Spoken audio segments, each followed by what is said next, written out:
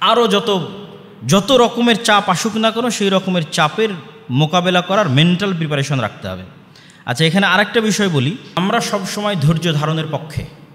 দেখবেন যে বাংলাদেশের ইসলামপন্থী জনগণকে কত রকমের অপবাদ দেওয়া হয়েছে, জঙ্গি ইত্যাদি ডট ডট ডট অসংখ্য কিছু, কিন্তু আপনিই দেখবেন যে 5ই আগস্টের পর থেকে এখন পর্যন্ত সবচেয়ে ধৈর্যশীল যদি আপনি কাউকে পান চলমান গভর্নমেন্টের উপর, তাহলে দেখবেন ইসলামপন্থী দল এবং রাজনৈতিক দলগুলো। তারা কোনো ইস্যুতে রাজপথে গিয়ে সরকারকে বিব্রতকর পরিস্থিতিতে ফেলেনি। যখন যেটা প্রয়োজন হয়েছে সেটি সরকারকে যেভাবে জানালে কাজ হবে সেভাবে জানানোর চেষ্টা করেছে। কিন্তু এই সরকার গঠন হওয়ার পর থেকে অসংখ্যভাবে কিন্তু এই সরকারকে বিব্রত করা হচ্ছে। তো আমি যেটি মনে করব যে যারা এই দেশে বিভিন্ন রাজনৈতিক দলের সাথে যুক্ত আছে তাদের উচিত ধৈর্য ধারণ করা এবং সহযোগিতা করা। বাংলাদেশের প্রত্যেক মানুষের উচিত ধৈর্য ধারণ করা, সহযোগিতা করা, যেমনটা আমরা করতেছি, ধৈর্য ধারণ এবং সহযোগিতা। তবে হ্যাঁ, আমরা পাশাপাশি সরকারকে এটিও জানিয়ে দিতে চাই, এটিও বলতে চাই যে ইসলামপন্থী জনগণ যে ধৈর্য ধারণ করছে, যে সহযোগিতাটা করছে, এই সহযোগিতাটাকে কখনোই দুর্বলতা মনে করা যাবে না এবং এমন কিছু করা যাবে না যেটি ইসলামপন্থী জনগণের রেড লাইন। যেমন আমি যদি বলি যে ইসলামপন্থী জনগণের রেড লাইন কি, যেমন হচ্ছে LGBTQ, এটা হচ্ছে রেড লাইন, এটার ধারে কাছেও আসা যাবে না, হাজার হাজার মাইল দূরে থাকতে হবে। এরকম আরও অসংখ্য রেড লাইন আছে যেগুলো আপনারা জানেন। তো ইসলামপন্থী জনগণ যেভাবে আপনাদেরকে সহযোগিতা করছে, বিপদে আপদে ধৈর্য ধারণ করছে, তাদের এই সহযোগিতাকে আপনাদের মূল্যায়ন করতে হবে। কাশ্মীরের যে দৃশ্য চোখে ভেসে ওঠে, আমরা তো চোখ বন্ধ করলে দেখতে পাচ্ছিলাম যে পরবর্তী গাজা বাংলাদেশ, এবং এটা অসম্ভব কিছুই না। যে কোনো মুহূর্তে বাংলাদেশকে সেকেন্ড গাজা বানানো অসম্ভব কিছুই নয়, সবচেয়ে সহজ কাজ। তো বাংলাদেশের মুসলমানেরা যদি চায় যে তারা গাজা না হওয়া থেকে বেঁচে যাবে, তাহলে একমাত্র শর্ত হচ্ছে এখন যারা সমন্বয়ক আছে, যারা দায়িত্ব পালন করছে দেশের, তারা কিছুই না করতে পারলে আমাদেরকে ভারতের দাসত্ব থেকে মুক্তি দিতে হবে। সেই সিস্টেম, সেই ডেভেলপমেন্ট, সেই কার্যক্রম করতে হবে, সেইভাবে সংবিধান লিখতে হবে, ওই সমস্ত দাসত্বের যে চুক্তিগুলো আছে সেগুলো বাতিল করতে হবে। আর বাংলাদেশের স্বাধীনতা নিহিত আছে বাংলাদেশের প্রতি দেশপ্রেম এবং ইসলাম ও মুসলমানদের প্রতি ভালোবাসা, এটি আপনি কখনোই অস্বীকার করতে পারবেন না। এই বাংলার ইতিহাস ইসলাম এবং মুসলমান কেন্দ্রিকই গড়ে উঠেছে। স্বাধীন সুলতানি শাসনামল থেকে শুরু করে, মোগলদের শাসনামল থেকে শুরু করে ব্রিটিশ বিরোধী আন্দোলন, 190 বছরের ব্রিটিশ বিরোধী জিহাদে এই বাংলার অসংখ্য মানুষের অংশগ্রহণ আছে। আপনাদের রাজশাহীতে একটা অঞ্চল আছে দুয়ারি, ওই দুয়ারিতে ব্রিটিশ বিরোধী জিহাদের কেন্দ্র ছিল। সপুরার ক্যান্টনমেন্টের নিকটে যে পুরাতন মসজিদ আছে সেখানে ব্রিটিশ বিরোধী জিহাদের কেন্দ্র ছিল।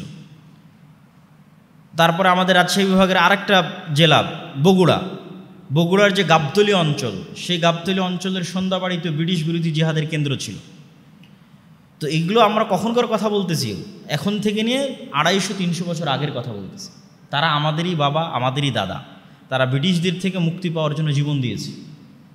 তো কিছু কিছু মানুষের নাম তো আমরা জানি, মীর নিসার আলী তিতুমিরের কথা আমরা সবাই জানি, হাজি শরিয়তুল্লাহর কথা আমরা সবাই জানি। তাদের আন্দোলন কিসের বিরুদ্ধে ছিল?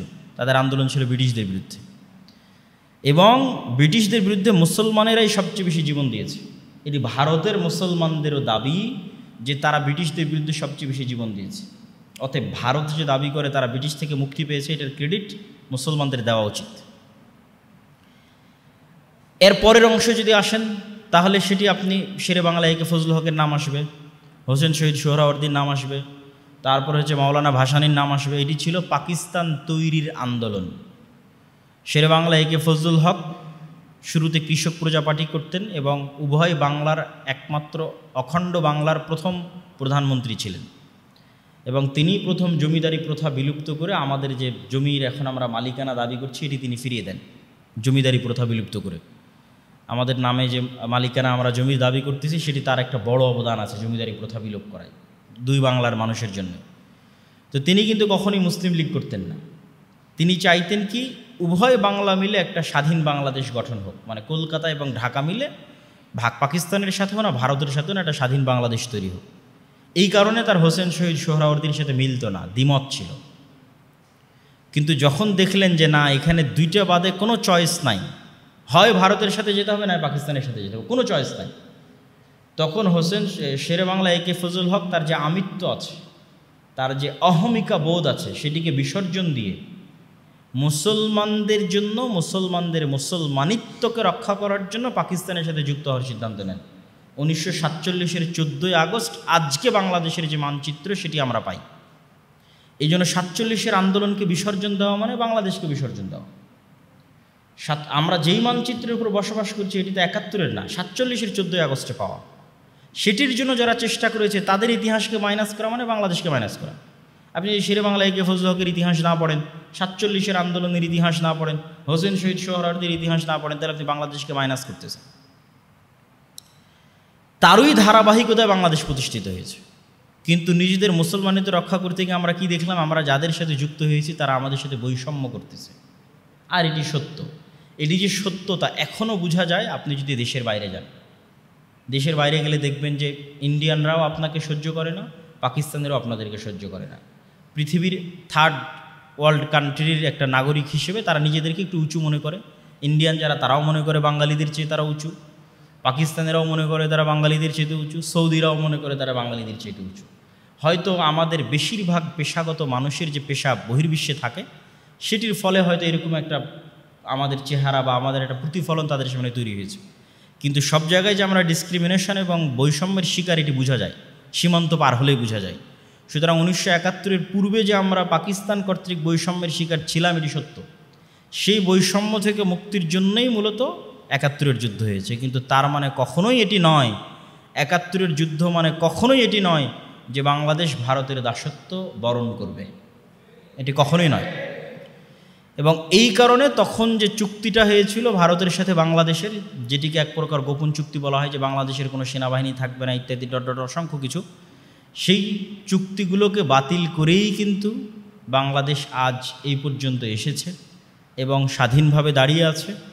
অতএব আমাদের বাংলাদেশের এই ইতিহাসকে ধারণ করতে হবে এবং বৈষম্য বিরোধী এই ছাত্র আন্দোলনকে আমি কোন দৃষ্টিকোণ থেকে দেখতাম তাই 3টে পোস্ট পড়ে আপনি স্পষ্ট হয়েছে যে প্রত্যেকটা জায়গায় আমি ইঙ্গিত করেছি যে আমাদের এই স্বাধীনতা তখনই পরিপূর্ণ স্বাধীনতায় লাভ করবে যখন আমরা স্বাধীন জাতি হিসেবে নিজের স্বাধীন মতো সিদ্ধান্ত নিতে পারব। তো এটি যদিও আমার আজকের আলোচ্য বিষয়বস্তু নয়, কিন্তু এত বিষয়গুলো কেন টানলাম? যেহেতু এই বৈষম্যবিরোধী ছাত্র আন্দোলনের সাথে বরেন্দ্র বিশ্ববিদ্যালয়ের একজন ছাত্রের মৃত্যুবরণের সম্পর্ক আছে। আল্লাহ সুবহানাহু ওয়া তাআলা তাকে শহীদ হিসেবে কবুল করুক, আল্লাহুম্মা আমিন। তো আমরা সকল বৈষম্যবিরোধী ছাত্র আন্দোলনে যারা মারা গেছে তাদের সকলের আত্মার মাগফিরাত কামনায় দোয়া করি, আল্লাহ সুবহানাহু ওয়া তাআলা তাদেরকে জান্নাতে উঁচু আসন দান করুক, আল্লাহুম্মা আমিন। এবং এই ইতিহাসকে এই দৃষ্টিকোণ থেকে ধারণ করতে হবে এবং বরেন্দ্র বিশ্ববিদ্যালয়ের ছাত্রদের প্রতিও আমার আহ্বান থাকবে, সারা বাংলাদেশের প্রতি আমার আহ্বান থাকবে, এই দৃষ্টিকোণ থেকে আপনারা ইতিহাসটিকে ধারণ করার চেষ্টা করবেন। এবার আমার সংক্ষিপ্ত যে আলোচনার যেটি বিষয়বস্তু দেওয়া আছে, যে রাসূলুল্লাহ সাল্লাল্লাহু আলাইহি ওয়াসাল্লামের জীবনী থেকে নীতি এবং নৈতিকতা বা চারিত্রিক যে শিক্ষা, আমাদের মুসলমানদের সামগ্রিকভাবে অধঃপতনের যে বড় বড় কারণগুলো আছে তার যদি আপনি 2টা বা 3টা কারণ তুলে ধরেন, তাহলে 1 নাম্বার কারণ আসবে আমাদের নিজের দিনের প্রতি আমাদের কনফিডেন্স নাই। আমি একটু ব্যাখ্যা করে বলবো। 2 নাম্বার কারণ আসবে এই যে চারিত্রিক যে পয়েন্টটা আজকে দেওয়া হয়েছে, যে আমাদের চারিত্রিক অধঃপতন, সেটি কিভাবে সেটিও তুলে ধরব। 3 নাম্বার কারণ আসবে কলোনিয়াল মাইন্ড সেটআপ, আর এটার বিস্তর ব্যাখ্যা আমি রাজশাহী বিশ্ববিদ্যালয়ে করেছিলাম, যে কিভাবে কলোনিয়াল মাইন্ড সেটআপ আমাদেরকে দাসত্ব এবং গোলামির দিকে নিয়ে যাচ্ছে। তো নিজের দিনের উপর কনফিডেন্স নাই বলতে, আপনি যতক্ষণ সচক্ষে ইহুদিদেরকে না দেখেছেন ততক্ষণ পৃথিবীর কিছুই দেখেননি। একজন পথভ্রষ্ট মুসলিম আর একজন খ্রিস্টানের মধ্যে আসলে তেমন কোনো পার্থক্য নাই। ফলত পৃথিবীর অধিকাংশ মানুষজন খ্রিস্টান আর আমি হয়তো পথভ্রষ্ট মুসলিম। সুতরাং আমার জন্য ইউরোপ আমেরিকা ঘুরে তেমন কোনো শিক্ষা থাকবে না। কিন্তু আপনি ইউরোপ আমেরিকা ঘুরতে গিয়ে যদি খুব গভীরভাবে অবজার্ভ করেন ইহুদিদেরকে, আপনার জন্য অনেক কিছু শিক্ষা আছে।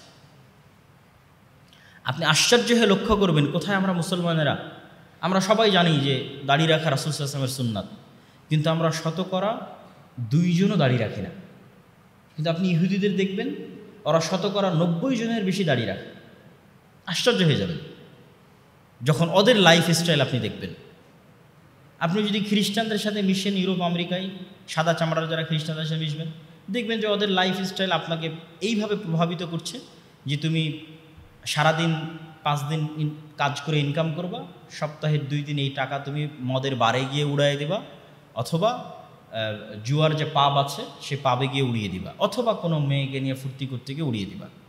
ওরাও করতেছে, আপনিও করবেন।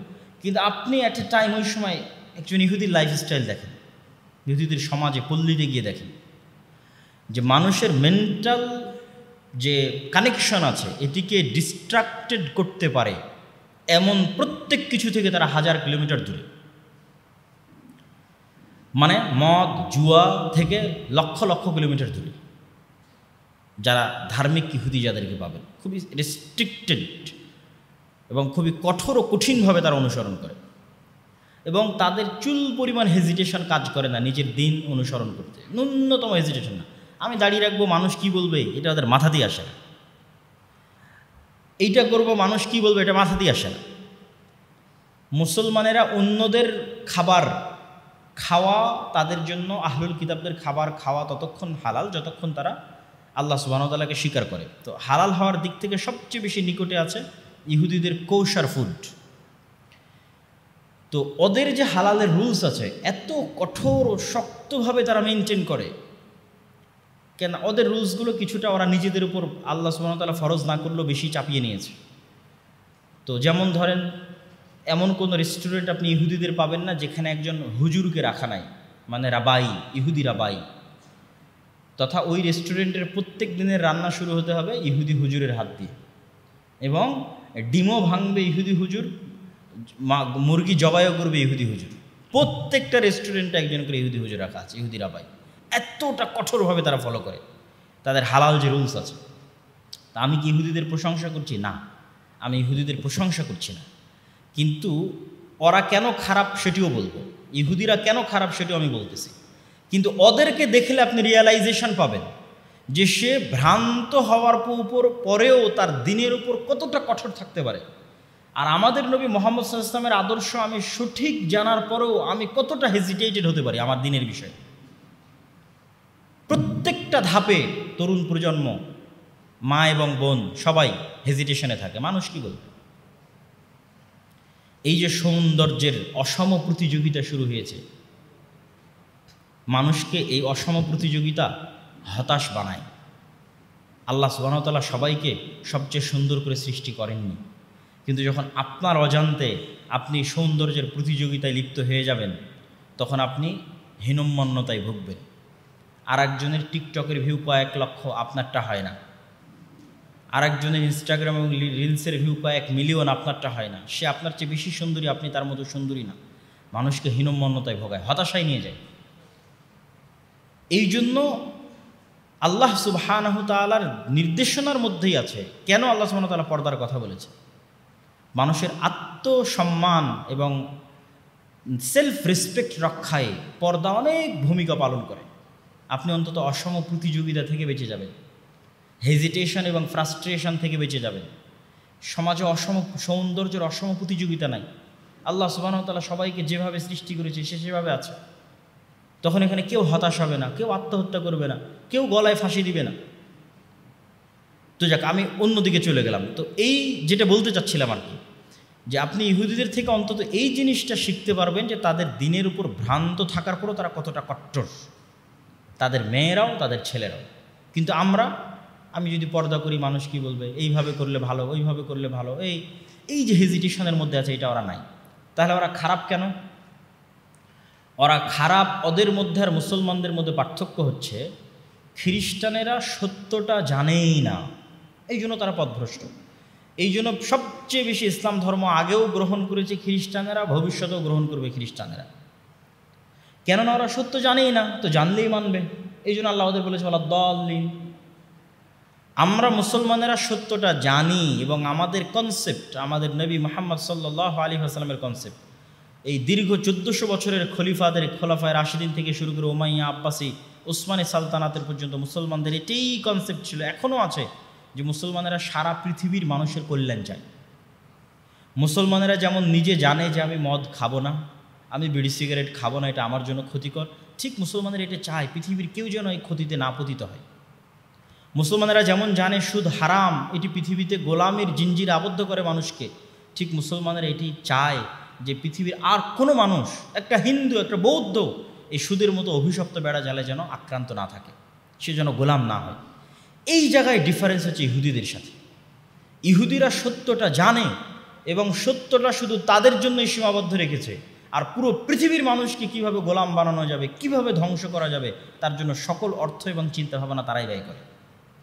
কেননা তারা সুপারিয়রিটি থিওরিতে বিশ্বাস করে। ফলত সে নিজে 7টা 8টা করে সন্তান নেবে, কিন্তু পৃথিবীর মানুষ যেন সন্তানই না নেয়। ওদেরকে LGBTQ শিখিয়ে দাও, তাহলে তার সন্তানই হবে না, প্রজন্মই ধ্বংস হয়ে যাবে। তাও যদি না পারো তো 1টা 2টার বেশি যেন না নেয়। আমার কথা বিশ্বাস না হলে আপনি চেক করতে পারেন, কারো না কারো আত্মীয় স্বজন আছে ইউরোপে, আমেরিকায়, কল দিয়ে জিজ্ঞেস করবেন তোমার নিকটস্থ যে কোনো ইহুদির কয়টা সন্তান। চেক করতে পারেন, রিচেক করেন আমার বক্তব্যকে।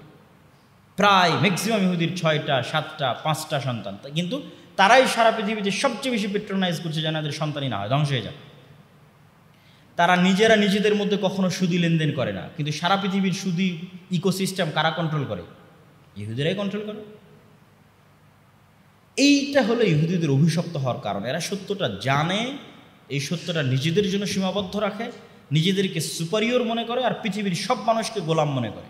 আর পৃথিবীর মানুষকে কেমনে গোলাম রাখা যাবে, এটা ওদের টেন্ডেন্সি।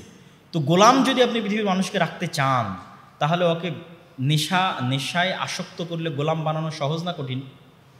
সহজ। আপনি নেশাগ্রস্ত থাকবেন, অটোমেটিক গোলাম থাকবেন। আপনাকে যদি সুদের অর্থনৈতিক দাসত্বের বেড়া জালে ফেলা যায়, আপনি গোলাম থাকবেন না? থাকবেন না, গোলাম থাকবেন। কিন্তু আমরা চাই না কখনই পৃথিবীর একটা মানুষও গোলাম থাক। আমরা চাই পৃথিবীর প্রত্যেকটা মানুষ স্বাধীন হোক। এই জন্য আমরা চাই না পৃথিবীর কোনো মানুষের নেশায় আসক্ত হোক, পৃথিবীর কোনো মানুষের সুদের মতো অর্থনৈতিক দাসত্বের বেড়া জালে আক্রান্ত হোক, আমরা চাই না। কিন্তু এটা তারা চায়, তারাই একমাত্র স্বাধীন থাকবে, সারা পৃথিবীর মানুষ গোলাম থাকবে। এইটা হলো তাদের মধ্যে আমাদের, তারা কেন খারাপ আর আমরা কেন ভালো তার পয়েন্ট। কিন্তু তাদের থেকে যেটা শিক্ষা নেওয়ার আছে, যে ওরা যে সত্যটা নিজেদের জন্য প্রয়োগ করছে, ওই সত্যটা আমাদের কোরআনে থাকার পরও, আমাদের হাদিসে থাকার পরও, আমাদের নবীর আদর্শে থাকার পরও আমরা সেই সত্যগুলো নিয়ে হেজিটেটেড, দ্বিধাদ্বন্দ্বে ভুগছি, যা খুবই আফসোসজনক, খুবই দুঃখজনক। এই জন্য আপনি ইহুদিকে না দেখলে পৃথিবীর কিছুই দেখেননি। কেন? ওরা বাদে আর পৃথিবীর যাদেরকে দেখতেছেন এরা কিছুই জানে না পৃথিবী সম্পর্কে, এরা পরকাল সম্পর্কে কিছুই জানে না, এরা পৃথিবীর প্রকৃতি সম্পর্কে কিছুই জানে না। এরা জাস্ট দুনিয়াতে মেশিনের মতো আসতেছে, মেশিনের মতো পশুর মতো খাচ্ছে, থাকছে, ঘুরছে ফিরছে। চায়নার কথা বলেন, জাপানের কথা বলেন, আর খ্রিস্টানদের কথা বলেন। সুতরাং এদের দেখে আপনি কোনো শিক্ষা পাবেন না। আপনি শিক্ষা পাবেন যদি ইহুদিদেরকে দেখেন, তাহলে আপনি বুঝবেন যে না, এই পৃথিবীর অন্য কোনো অর্থ আছে, যে অর্থের পিছনে তারা ছুটতেছে। সেই অর্থটাই হচ্ছে এই পৃথিবী একদিন ধ্বংস হবে এবং আমাদের মৃত্যু হবে এবং পরকাল হবে, এবং নবীরা সত্য, আল্লাহর কিতাব সত্য। 2 নম্বর যে পয়েন্ট, গোলামি বা মুসলিম উম্মার অধঃপতনের জন্য কারণ, যেটা আমাদের আজকের বক্তব্যের সাথে সম্পৃক্ত, সেটি হচ্ছে আমাদের নৈতিক এবং চারিত্রিক অধঃপতন। নৈতিক এবং চারিত্রিক অধঃপতন বললেই সবাই 1 নম্বরে রাখতে চায় অবৈধ সম্পর্ক, 1 নম্বরে রাখতে চায় মদ জুয়া, আর আমি 1 নম্বরে রাখতে চাই, এবং আমি মনে করি এটার পক্ষে কোরআন এবং হাদিস থেকে অসংখ্য দলিল আদিল্লা আমি পেশ করতে পারবো, এবং আমি মনে করি আমার এই বুঝটা সঠিক। সেটি হচ্ছে সততা এবং ন্যায়পরায়ণতা না থাকা। এটা হচ্ছে 1 নম্বর নৈতিক এবং চারিত্রিক পদস্খলন, আরও বিশেষ করে বাংলাদেশের মুসলমানদের জন্য, ভারত পাকিস্তান বাংলাদেশের মুসলমানদের জন্য, এবং আরও স্পেশালি বাংলাদেশের মুসলমানদের জন্য। দেখেন রাসূলুল্লাহ সাল্লাল্লাহু আলাইহি সাল্লাম বলছেন, আরবাউন মান কুন্না ফি, 4টা বৈশিষ্ট্য যার মধ্যে আছে সে নির্ভেজাল খাঁটি মুনাফিক। এভাবে হাদিসে আসছে, 4টা বৈশিষ্ট্য যার মধ্যে আছে সে নির্ভেজাল খাঁটি মুনাফিক। মানে সে সত্যিকার অর্থে মুমিন কিনা এটা নিয়ে সন্দেহ। সেখানে কিন্তু রাসূল সাল্লাল্লাহু আলাইহি ওয়াসাল্লাম বলেননি যে অবৈধ সম্পর্কে লিপ্ত হলো সে খাঁটি মুনাফিক হওয়ার সম্ভাবনা আছে, বা যে হচ্ছে মাদকাসক্ত হলো সে খাঁটি মুনাফিক হওয়ার সম্ভাবনা আছে। কি বলছেন দেখেন, ইজা হাদ্দাসা কাযাবা, যখন কথা বলে মিথ্যা বলে, ওয়াইদা ওয়াদা আখলাফা, যখন ওয়াদা দেয় ওয়াদা ভঙ্গ করে, ওয়াইদা তুমিনা খানা, যখন আমানত রাখা হয় আমানতের খেয়ানত করে। আপনি প্রিন্সিপালের পদ বলেন, ভিসির পদ বলেন, OC, DC, SP, sub registrar, AC land, প্রধান উপদেষ্টা, প্রধানমন্ত্রী, এই প্রত্যেকটা পদ কি? আমানত, দায়িত্ব, আমানত। আপনি ডিসির পদে বসে, ওসির পদে বসে, এসিল্যান্ড, সাব রেজিস্ট্রারের পদে বসে আপনি মিথ্যা বলছেন, মিথ্যা স্বাক্ষর করতেছেন, মানুষের কাছে অবৈধভাবে ঘুষ গ্রহণ করতেছেন, আপনি তো খাঁটি মুনাফিক। আপনাকে তো রাসূল সাল্লাল্লাহু আলাইহি ওয়াসাল্লাম বলেছেন আপনি খাঁটি মুনাফিক। তাহলে তাহলে এটিই হচ্ছে আমাদের জাতিগত নৈতিক চরিত্রের সবচেয়ে বড় অধপতনের জায়গা। এই জন্য সত্যবাদী এবং ন্যায়পরায়ণ, মুখে বলবো সত্য, কাজে করব ন্যায়, এই জিনিসটা মুসলমানদের সবচেয়ে জরুরি প্রয়োজন, যেটি না থাকার কারণে আমরা না দেশের নেতৃত্ব দিতে পারবো, না পৃথিবীর নেতৃত্ব দিতে পারবো। আপনি শুধু সালাত আদায় করে অথবা অন্য কিছুর মাধ্যমে হয়তো জান্নাতে যেতে পারেন আল্লাহর কাছে ক্ষমা নিয়ে, কিন্তু আল্লাহ সুবহানাহু ওয়া তাআলা আপনাকে কখনোই দেশ ও জাতির নেতৃত্ব দেওয়ার সুযোগ দিবে না আল্লাহর দয়ায়, যতক্ষণ না আপনি ন্যায়পরায়ণ এবং সত্যবাদী না হবেন। এবং এটি আমাদের ইসলামপন্থী দল বা সংগঠন, মসজিদ, মাদ্রাসাগুলোরও সেম প্রবলেম। আমরা ন্যায়পরায়ণতার মাপকাঠি ঠিক রাখতে পারি না, এবং প্রত্যেকটা জায়গায় দেখবেন যেখানে সমস্যা হয়েছে সেখানে ন্যায় নাই দেখেই সমস্যা হয়েছে। এক মাদ্রাসা থেকে আরেক মাদ্রাসা, এক দল থেকে আরেক দল, ঠিক আছে, এই যে সমস্যাগুলো, বিভেদ, এই প্রত্যেকটা বিভেদের জায়গায় আকীদা মাসালা নাই, প্রত্যেকটা বিভেদের জায়গায় আছে ন্যায় এবং সত্য। হয় যে আমির সে অন্যায় করছে, না হয় যে মামুর অধীনস্থ সে অন্যায় করছে, হয় যে আমির সে মিথ্যা বলছে, না হয় যে মামুর সে মিথ্যা বলছে, এখানে অন্যায় আছে। এবং ন্যায় জিনিসটা খুবই কঠিন। আপনি বলবেন যে এই ন্যায় জিনিসটা কতটা কঠিন আপনাকে দেখাই। এমনও বহু ইমাম পৃথিবী থেকে গেছে যারা বিবাহ পর্যন্ত করেননি এই ভয়ে যে তিনি তার স্ত্রীর সাথে যদি ন্যায় পরায়ণতার সাথে আচরণ না করতে পারেন, তো নিজের গুনাহ তো আল্লাহর কাছে ক্ষমা নিয়ে নেব, কিন্তু আমার স্ত্রীর সাথে যে আমি ন্যায় পরায়ণ হতে পারিনি, এটা তো আমার স্ত্রী ক্ষমা না করলে আমি কিয়ামতের মাঠে বিপদে পড়ে যাব। ন্যায়পরায়ণতার মানদণ্ড আপনাকে আরও বলি। আপনার আব্বা যখন আপনার দাদার জমি বন্টন করেছে, তখন আপনার ফুফুকে, যেটা রাজশাহী শহরের মেন পয়েন্টের জমি সেটা আপনার আব্বা নিয়েছে, আর যেটা গ্রামে কম দামি জমি সেটা ফুফুকে দিয়েছে। এটি হচ্ছে দুর্নীতি এবং চুরি ইসলামের দৃষ্টিতে। এটা ইসলামের দৃষ্টিতে কি বললাম? দুর্নীতি এবং চুরি। আপনার তাহাজ্জুদ দিয়েও আল্লাহ আপনাকে জাতির নেতৃত্ব কখনোই দিবে না, যে আল্লাহর দয়ায় আপনি দেশ ও জাতির নেতৃত্ব দিবেন, এটা অসম্ভব। একই জিনিস মেয়েদের জন্য প্রযোজ্য। যদি আজকে মা এবং বোনেরা উপস্থিত থাকেন তাহলে তাদের জন্য প্রযোজ্য। এই যে শাশুড়ি এবং বউয়ের মধ্যে গণ্ডগোলের কথা বলেন, দুই ভাইয়ের মধ্যে গণ্ডগোলের কথা বলেন, এই প্রত্যেকটা জায়গায় কি আছে? ন্যায় পরায়ণতার ত্রুটি আছে, ফলত সেখানে গণ্ডগোল তৈরি হয়। তো এই জন্য ন্যায় প্রতিষ্ঠা করা এবং সত্য বলা, এটা যে আমাদের সবচেয়ে বড় চারিত্রিক পদস্খলন। আর যে চারিত্রিক পদস্খলনগুলোর কথা বলবেন সেটা আমি শুরুতে আলোচনা করে নিয়েছি ইহুদিদের উদাহরণ দিয়ে। অবৈধ সম্পর্কের কথা বলেন, মদ জুয়ার কথা বলেন, নেশার কথা বলেন। আপনি যদি শিখতে চান তাহলে ইহুদিদের কাছ থেকে শিখতে হবে। মানসিক ডিস্ট্রাকশন থেকে হাজার হাজার কিলোমিটার দূরে তারা ফুল টাইম প্রোডাক্টিভ থাকতে হবে।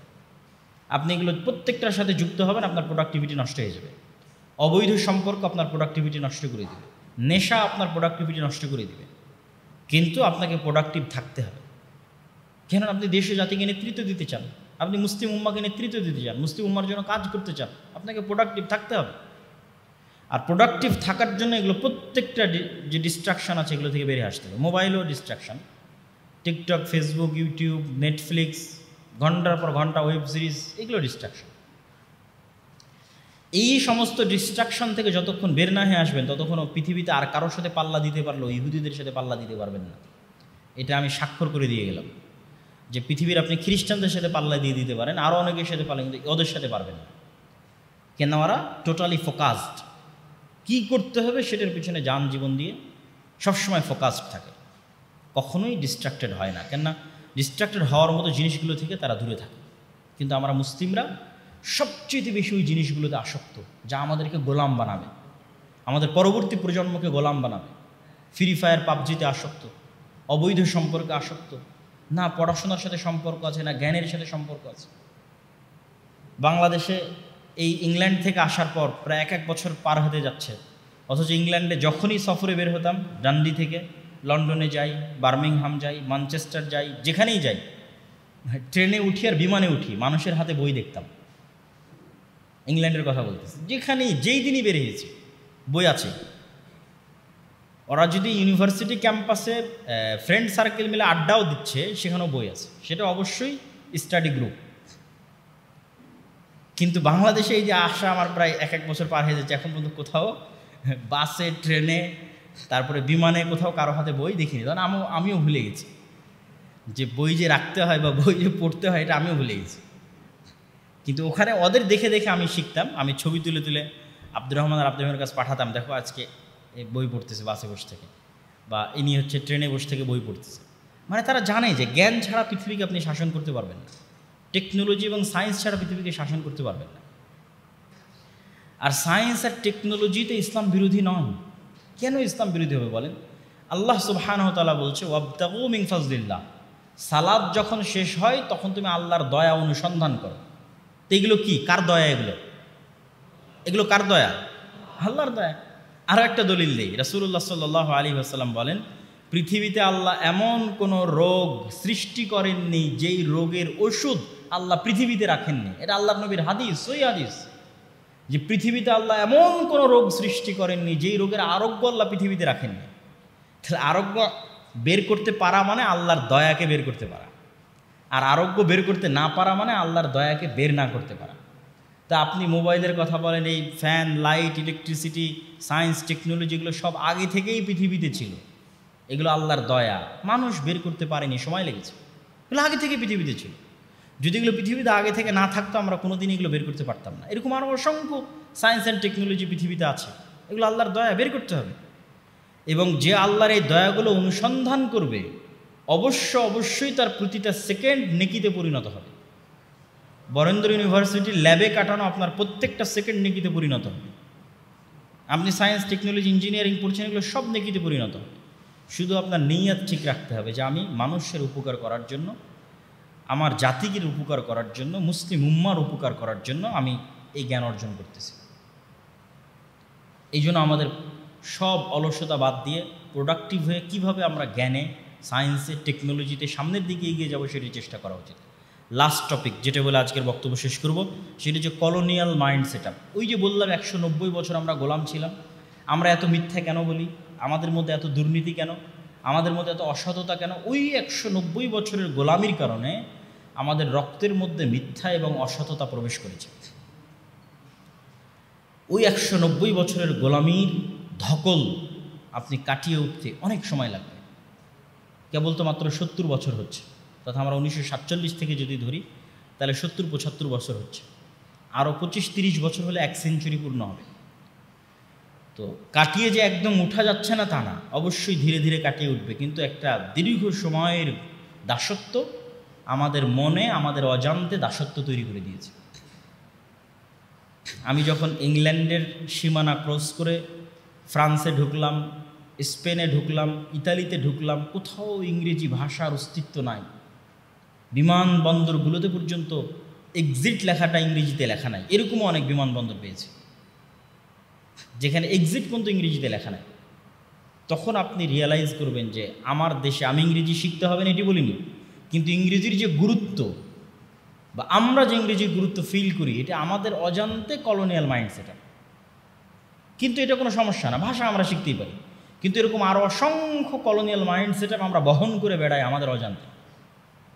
একজন প্যান্ট শার্ট পরলে আমার কাছে যে স্মার্ট মনে হয়, আর একজন টুপি পাঞ্জাবি পরলে যদি আমার কাছে একটু আনস্মার্ট মনে হয়, একজন বোরখা এবং পর্দা করলে যদি আমার কাছে আনস্মার্ট মনে হয়, আর একজন যদি প্যান্ট শার্ট বা গেঞ্জি পরে তাকে যদি স্মার্ট মনে হয়, এটা হচ্ছে আমরা আমাদের অজান্তে কলোনিয়াল মাইন্ড সেটআপ ক্যারি করতেছি, বহন করতেছি। এরকম আরও অসংখ্য উদাহরণ পাবেন। আপনি আফ্রিকায় যান, আফ্রিকার মুসলিম দেশগুলোর সেকেন্ড ল্যাঙ্গুয়েজ কেন ফরাসি? তখন আপনি রিলেট করতে পারবেন যে হাজার হাজার কিলোমিটার দূরে আর এক মুসলিম দেশের সেকেন্ড ল্যাঙ্গুয়েজ ফরাসি, আর হাজার হাজার কিলোমিটার দূরে এখানে আর এক মুসলিম দেশের সেকেন্ড ল্যাঙ্গুয়েজ ইংরেজি। ও ছিল ফ্রান্সের গোলাম, আমি ছিলাম ইংল্যান্ডের গোলাম। ফলত সেও কলোনিয়াল মাইন্ড সেটআপ বহন করতেছে, আমিও কলোনিয়াল মাইন্ড সেটআপ বহন করতেছি আমাদের অজান্তে। স্পেন, ইতালি, ফ্রান্স, জার্মানি তারা জাতি হিসেবে কতটা আত্ম অহমিকায় ভোগে, কতটা আত্ম অহংকারী যে ইংল্যান্ডের ভাষা ইংরেজি শিখলে তাদের জাত যাবে। কি পরিমাণ উন্নাসিক জাতিগত তাদের চিন্তা। আর আমি সেটার বিপরীতে কতটা অধস্তন চিন্তা রাখি, কতটা গোলামির চিন্তা রাখি, আপনি তখন কম্পেয়ার করতে পারবেন। ইউরোপের স্বাধীন দেশগুলো যদি ভ্রমণ করেন আর যদি বাংলাদেশ, পাকিস্তান, ইন্ডিয়া ভ্রমণ করেন, তাহলে দেখবেন তাদের মাইন্ড সেটআপের তুলনায় জাতি হিসেবে তারা তাদের জায়গায় কতটা স্বাধীন চেতা, কতটা নিজের কৃষ্টি, কালচার, সংস্কৃতির প্রতি ফোকাসড। আপনি আশ্চর্য হয়ে যাবেন। ইংল্যান্ডের যে বাড়িঘরগুলো আছে, 500-600 বছরের পুরাতন বাড়িঘর আছে, আপনি একটা দরজাও পরিবর্তন করতে পারবেন না সরকারের অনুমতি ছাড়া। যত কোটি কোটি টাকা ইংল্যান্ড শুধু তাদের ঐতিহ্য রক্ষা করার পিছনে খরচ করে, এরকম কোটি কোটি টাকা দিয়ে হাজারো দুবাই তৈরি করা যাবে, কিন্তু ওরা এটাতে কট্টর।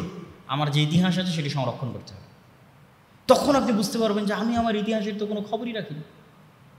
আমার যে 1000 বছরের এখানে মুসলিম বাংলার ইতিহাস আছে, আমি তো কোনোদিন না পড়েছি, না সেটি সংরক্ষণ করার চেষ্টা করেছি, না সেটির প্রতি ফোকাস থেকেছি। অথচ সে তার ইতিহাস ঐতিহ্য সংরক্ষণ করার জন্য কোটি কোটি টাকা একটা দরজা, একটা বাড়ির একটা দরজা পর্যন্ত পরিবর্তন করতে দিবে না, কেন? ওটা তার ইতিহাসের অংশ। এটা আমি কাল্পনিক বানিয়ে বলতেছেন, আপনি রিচেক করবেন যারা ইংল্যান্ডে থাকে তাদের কাছ থেকে। তো ওই সমস্ত দেশে গেলে আপনি কম্পেয়ার করবেন জাতিগতভাবে তারা কতটা স্বাধীনচেতা মনোভাব লালন করে, আর জাতিগতভাবে আমরা কতটা কলোনিয়াল মাইন্ড সেট আপ, গোলামির চিন্তাভাবনা লালন করি।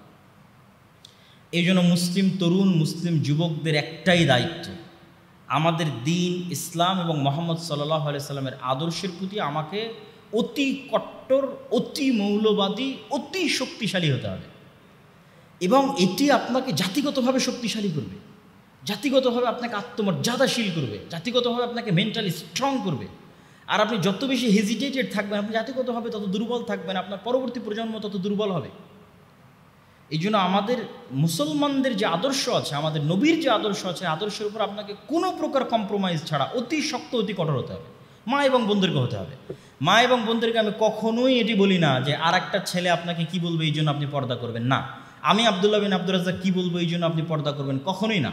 এবং আপনারাও আর এক মেয়েকে দাওয়াত দিতে গিয়ে ছেলে মানুষ কি বলবে এই জন্য পর্দা করবে, শ্বশুর কি বলবে এই জন্য পর্দা করবে, স্বামী কি বলবে এই জন্য পর্দা করবে, আশেপাশের সমাজের মানুষ কি বলবে এই জন্য পর্দা, কখনো না। এগুলো ছুড়ে ফেলে দেন। আপনি সেম কাতারে আসেন। আমি আল্লাহর গোলাম, আপনিও আল্লাহর গোলাম। আমি আল্লাহর সৃষ্টি, আপনিও আল্লাহর সৃষ্টি। আল্লাহ সুবহানাহু ওয়া তাআলা আদেশ দিয়েছে, আমাদের নবী মুহাম্মদ সাল্লাল্লাহু আলাইহি সাল্লাম আদেশ দিয়েছে, পর্দার এবং পর্দার মধ্যে আমাদের এবং আপনাদের জন্য কল্যাণ আছে। সুতরাং আমি কোন দৃষ্টিকোণ থেকে একটা মেয়েকে দেখতেছি বা ছেলেরা কোন দৃষ্টিকোণ থেকে, এটা কখনোই ধর্তব্য নয়। সেম পেজে এসে আল্লাহ সুবহানাহু ওয়া তাআলার গোলাম হিসেবে আমাদেরকে আমাদের দিন এবং আমাদের আদর্শের উপর কট্টর হতে হবে এবং কোনো প্রকার কম্প্রোমাইজ ছাড়া সে আদর্শ, সেই দিন, সেটিকে শক্তভাবে আঁকড়ে ধরে থাকতে হবে এবং পরবর্তী প্রজন্মে ট্রান্সফার করতে হবে। তাহলে আপনি জাতিগতভাবে স্বাধীন থাকবেন, না হলে জাতিগতভাবে স্বাধীন থাকার কোনো রাস্তা নাই। বাংলাদেশের স্বাধীনতার মূল ভিত্তিই হচ্ছে বাংলাদেশের মুসলমানদের ইসলামী আদর্শ, ইসলামিক কৃষ্টি, কালচার এবং সংস্কৃতি। এই জন্য পৃথিবীতে একটা কথা আছে, সফট পাওয়ার। বলিউড হচ্ছে ইন্ডিয়ার সফট পাওয়ার। আপনি যদি হিন্দি গান শুনেন, হিন্দি মুভি দেখেন, হিন্দি বলতে ভালো লাগে, হিন্দি গান শুনতে ভালো লাগে, আপনি কোনো না কোনো অ্যাঙ্গেলে ইন্ডিয়া আপনাকে অ্যাকোয়ার করেনি, কন্ট্রোল করেনি আর্মি দিয়ে, তারপরেও আপনি তার সফট পাওয়ারে প্রভাবিত।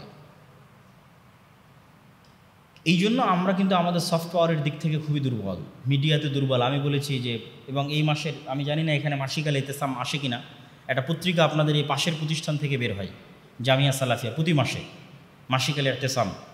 আজকে কি গাড়িতে পাওয়া যাবে? আছে? যদি গাড়িতে থাকে তাহলে এই মাসের মাসিকাল ইতেসামে একটা সম্পাদকীয় আছে যে ইসলামের সামগ্রিক বিজয় কিভাবে সম্ভব। ওখানে একটা পয়েন্ট দেওয়া আছে, শক্তিশালী প্রতিষ্ঠান প্রতিষ্ঠা করা। বাংলার মুসলমানদের প্রতিনিধিত্ব করবে এরকম শক্তিশালী কোনো ইলেকট্রনিক্স মিডিয়া নাই। বাংলার মুসলমানদের প্রতিনিধিত্ব করবে এরকম শক্তিশালী কোনো অর্থনৈতিক প্রতিষ্ঠান নাই। যারা শক্তিশালী তারা হচ্ছে, তাদেরকে কি বলবো, তারা হচ্ছে উপর লেভেলের সেকুলার, এলিট সেকুলার। এলিট সেকুলারদের সাথেই কিন্তু বাংলার চাষাভূষা মুসলমানের সন্তানদের দ্বন্দ্ব। আমরা হচ্ছে চাষাভূষার সন্তান, রিক্সা চালকের সন্তান, কৃষকের সন্তান। আজ যারা বৈষম্যবিরোধী ছাত্র আন্দোলনে জীবন দিয়েছে, 1700-1800 ছাত্র, সব হচ্ছে বাংলার চাষাভূষা, কৃষক, রিক্সা চালক, ভ্যান চালকের সন্তান। এরা হচ্ছে বাংলাদেশের প্রকৃত চেহারা এবং আসল চেহারা।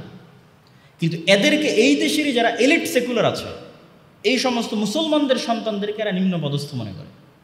একই চিন্তা ভাবনা কলকাতার দাদা বাবুদের ছিল, ওইটার সাথেই কিন্তু আমাদের ফাইট। কিন্তু আমাদের কিন্তু সেই লেভেলের কোনো মিডিয়া নাই, শক্তিশালী প্রতিষ্ঠান নাই। এগুলো নিয়েও আমাদেরকে চিন্তা করতে হবে এবং কাজ করতে হবে। আমি আমার বক্তব্য দীর্ঘায়িত করব না। বক্তব্যের শেষে আপনাদেরকে একটা ছোট্ট কনফারেন্সের দাওয়াত দিব আগামী বৃহস্পতি এবং শুক্রবার। যেহেতু আপনারা একদম পড়োশী প্রতিষ্ঠান জামিয়া সালাফিয়া, সৌদি আরব থেকেও অনেক বড় আলেম ওলামা আসতেছে, প্রায় 3-4 জন। আর ভারতের আলেম ওলামারা তো এখানে থাকেই প্রায় সবসময় দার্স দেওয়ার জন্য। আরও অন্যান্য দেশ থেকে যারা, তারাও আসেন এখানে দার্স দেওয়ার জন্য। তো দেশ এবং আর দেশের আলেম ওলামা যারা আছে তারা তো আছে, তো দেশ এবং বিদেশের ওলামা ইকরামের একটা সংমিশ্রণ এখানে আপনি পাবেন আগামী বৃহস্পতি এবং শুক্রবার 7 ও 8 তারিখ। যেহেতু আপনাদের ক্যাম্পাসের একদম পাশেই, আপনাদের যখন সুযোগ হবে, সময় হবে, আপনারা একসাথে এই আগামী বৃহস্পতি শুক্রবার সেখানে দাওয়াত থাকলো, যাবেন, ঘুরবেন, দেখবেন, আলোচনা শুনবেন। অসংখ্য ইসলামী লাইব্রেরিগুলো আসতেছে, তাদের বই পুস্তক থাকবে, সেখানেও যাবেন, বই পুস্তক পছন্দ হলে নেবেন। আর পরিশেষে আমি মাসিক আল ইতিসাম আপনাদের এখানে যদি আসে সেটি নেওয়ার, এবং ফিলিস্তিনের ওপর নতুন একটা বই আমাদের এসেছে, যেখানে মুসলিম বিশ্বের যতগুলো সমস্যা আছে প্রত্যেকটা সমস্যাকে ইন্ডিকেট করা আছে, সেটিও যদি আপনারা পান, সংগ্রহ করতে পারেন। এই সংক্ষিপ্ত দাবি রেখে বক্তব্য শেষ করছি, তবে আমি একটু ওপেন প্রশ্ন উত্তরের সুযোগ দিব। সেটি যদি বোনদের পক্ষ থেকেও কোনো প্রশ্ন উত্তর আসে সেটিও, এবং আপনাদের পক্ষ থেকেও কোনো প্রশ্ন আসে সেটিও। কেউ করতে চাইলে একটু হাত উঠাবেন, যে কোনো প্রশ্ন। হ্যান্ড মাইক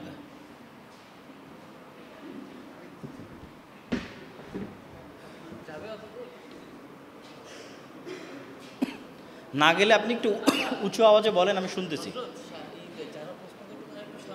একটু সামনে এগিয়ে আসেন।